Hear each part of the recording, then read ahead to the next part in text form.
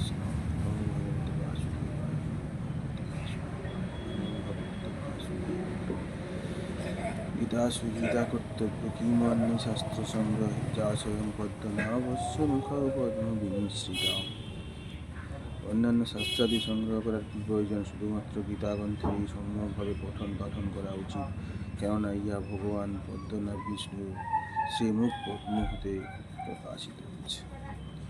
ধর্মক্ষেত্রে কুরুক্ষেত্রে সমবেতা যুজুৎসব মামকা পাণ্ডবাশ্চর্য পূর্ববর্তী সঞ্জয়ম। আজকের গীতা পাঠ নবম অধ্যায়,